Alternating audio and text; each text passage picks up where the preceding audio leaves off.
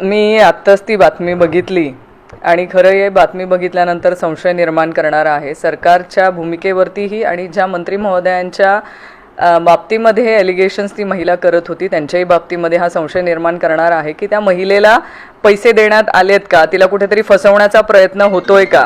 कारण गेल्या 2 वर्षाच्या काळामध्ये जेव्हा करुणा मुंडेंच्या बाबतीमध्येही एक प्रकार सगळ्यांना आठवत असेल की त्यांच्या गाडीमध्ये बंदूक ठेवण्यात आली होती आणि त्यातनं त्यांना अटक करण्यात आली होती. हेही सगळं सरकारच्या माध्यमातून घडलेला प्रकार होता का, असा काही त्यावेळेस झालेलं होतं का, किंवा तसं फसवण्याचा प्रकार झालाय का, आत्ताही तसंच होऊ शकतंय का, असं सगळी चौकशी खरं ही करणं गरजेची आहे. काल चित्रा वाघांनी एक वक्तव्य केलेलं आहे अनिल परवांना म्हणताना की 56 पायाला बांधून पडते. कालचं ते वक्तव्य खरं तर सभागृहाचा अपमानच म्हणावं लागेल. कारण एका वरिष्ठ सभागृहामध्ये एक महिला एका समोरच्या लोकप्रतिनिधीच्या बाबतीमध्ये असले वक्तव्य करते. खरं तर त्या सभागृहामध्ये एक त्याची गरिमा आहे, त्या गरिमेच्या हिशोबानेच तिथे वक्तव्य करणं अपेक्षित आहे. अशा परिस्थितीमध्ये जी वक्तव्य केली गेली कालची ती कुणालाही मान्य नसतील, पण मला असं वाटतं की तिथे शेतकरी बांधवांचे विषय मांडण्यासाठी विरोधक जेव्हा जेव्हा आवाज उठवण्याचा प्रयत्न करतात, शेतकऱ्यांच्या कापसाला भाव मिळावे, शेतकऱ्यांच्या केळीला भाव मिळावं, किंवा शेतकरी आत्महत्या जे वाढत आहेत महाराष्ट्रामध्ये त्या संदर्भात जेव्हा विरोधक बोलण्यासाठी प्रयत्न करतात तेव्हा सभापती महोदय त्यांना हवा तेवढा वेळ मिळू देत नाहीत.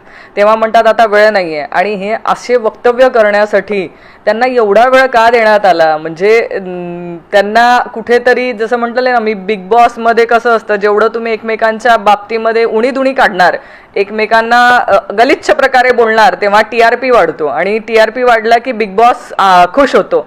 तर याही प्रकरणात तसं आहे का की कुठल्या तरी बिग बॉसला खुश करायसाठी उणीधुणे काढायचे, एकमेकांच्या अंगावरती धावून जाण्याचे प्रकार करायचे म्हणजे बिग बॉस खुश होईल, असा प्रकार कालचा वाटलाय. कारण त्यातनं निष्पन्न काहीच झालं नाही, शेतकऱ्यांना काही मिळालं नाही, कुणाच्या महिला अत्याचाराच्या घटनांबाबतीत काही बोललं गेलं नाही, फक्त उणीधुणी काढण्याचा प्रकार होता. धरणगाव तालुक्यातील एका अल्पवयीन मुलीने सातत्याच्या छेडखानीला आणि मारहाणीला कंटाळून आत्महत्येचा प्रयत्न केलेला आहे, काय करतो?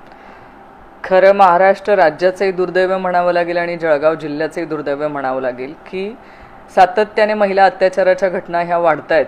आणि अशा वेळेस जे तक्रार करायला समोर येत आहेत अशा ठिकाणी देखील कारवाया होताना आपल्याला दिसत नाही आहे. म्हणजे त्याचं उत्तम उदाहरण म्हणजे रक्षाताईंच्या मुलीसंदर्भामध्ये जी तक्रार करण्यात आली होती, जवळजवळ 15 दिवस होत आलेले आहेत तरीही आरोपींना पकडण्यात पोलिसांना अपयश आलेलं आहे.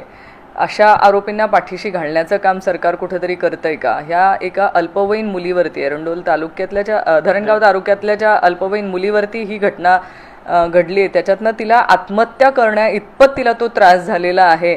खरं विचार करण्याची गोष्ट आहे की एका अल्पवयीन मुलीला त्रास होतो, तेही पालकमंत्री जे आहेत गुलाबराव पाटील यांच्याच मतदारसंघातला हा विषय, आणि त्यांच्याच मतदारसंघामध्येही मुली सुरक्षित नाहीत, तर ते जळगाव जिल्ह्याचा सगळ्या माता भगिनींना काय सुरक्षित वातावरण देणार. यातनं जे उदाहरण जात आहे लोकांपर्यंत, जे एक्झाम्पल ते सेट करतायत ते चुकीचं होतं आहे.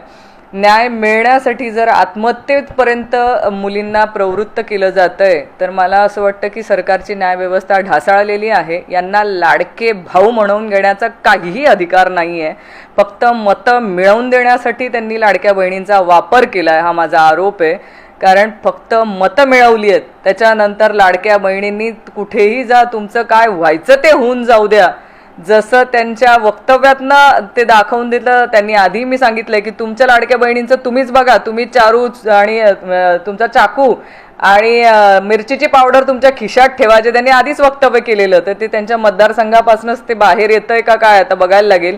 पण जी मुलगी आहे जिच्यावरती अशी घटना करायची वेळ आलेली आहे, तिला लवकरात लवकर न्याय मिळवून देण्यासाठी आम्ही तिच्या परिवाराच्या खंबीरपणे पाठीशी आहोत आणि जिथे आवश्यकता आहे तिथे आम्ही नक्की आवाज उठवू आणि त्या मुलीला न्याय मिळवून देण्यासाठी प्रयत्न करूयात.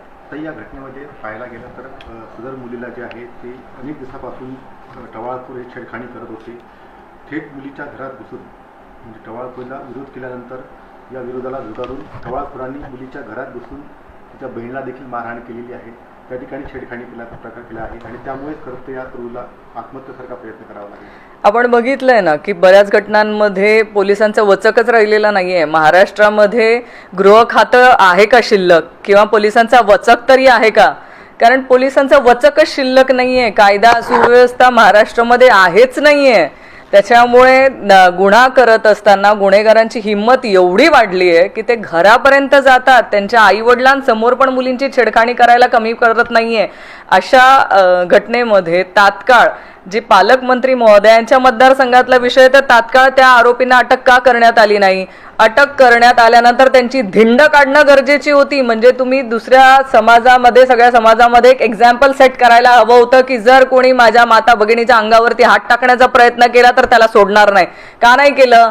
तुम्ही करायला हवं होतं, कारण हे तुमच्या हातात होतं. तुम्ही पालकमंत्री आहात. तुम्ही इथे पालक म्हणून या जिल्ह्याचे जर जबाबदारी घेता आहात तर तुम्हाला गरज होती त्या मुलीच्या पाठीशी उभं राहण्याची.